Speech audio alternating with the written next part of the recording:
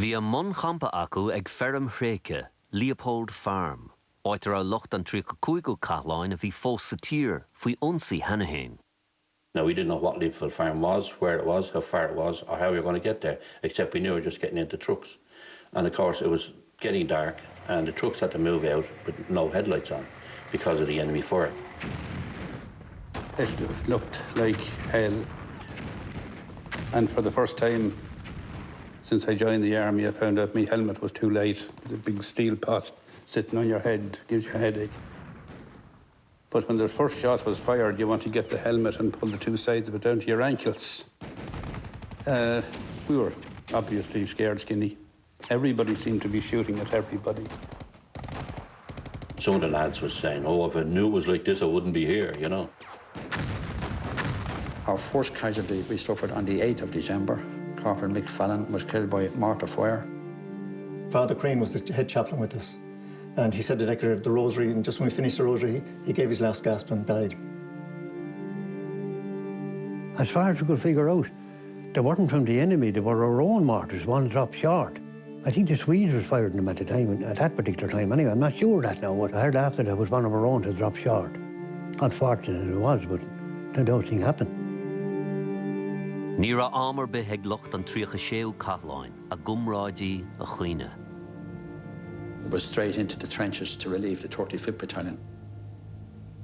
It was during the rainy season, tropical downpours, straight into the trenches. We were under constant fire.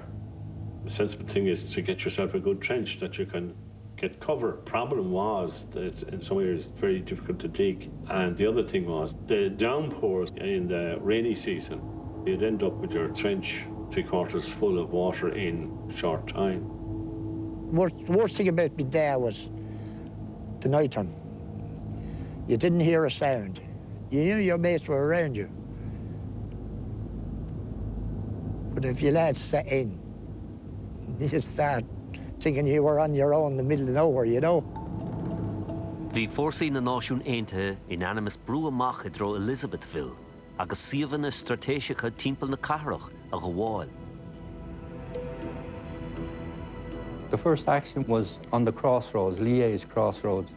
We were there for 4 days under severe mortar fire, sniper fire, and the lot. They had a mobile mortar, which was on the back of a pickup truck. And they just up and down, fire off 5 rounds of mortar. And you could hear that, and the other one would land the other side. One of them landed and got Joe Desmond in the side. I was getting the orders back from whoever was doing the observation, giving back the orders on the field phone. And I was giving the orders to the corporal on charge of the mortars. And I got a direct hit myself. One of the bombs landed beside me and blew me to bits. So, and plenty of hole to me. And the sniper opened up and got me as well. You can't guard yourself a bit against mortar bombs because you just fall. And if you're in the wrong place at the wrong time, they're going to hit you. And unfortunately, they hit me. And Sergeant Paddy McCarthy, he was after being up to us, and he gave us cigarettes and soup. He was just come back down when the mortar exploded. And we heard then that Paddy McCarthy was wounded as well. Before we went to the Congo, I had fired something like 3 bombs out of a mortar. And in Elizabethville, I fired up, I think it's around 1,000. Before we were reinforced, we were there for 3 days.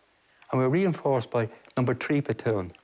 And this guy came out of the bush, out of the trees behind me, and he pulled back the trees and he looked at me and he says, Jesus, 67, I thought yous were all dead.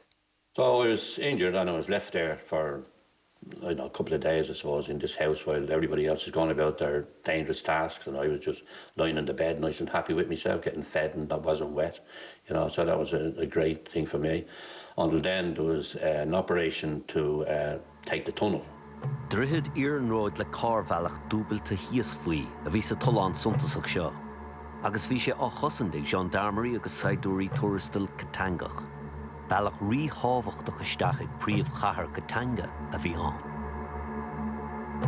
They had an element of height. They had great observation on you. You wouldn't have great observation on them. And they had good protection. There was quite a lot of them there. There were about 700 of them there. Like we were only about 150.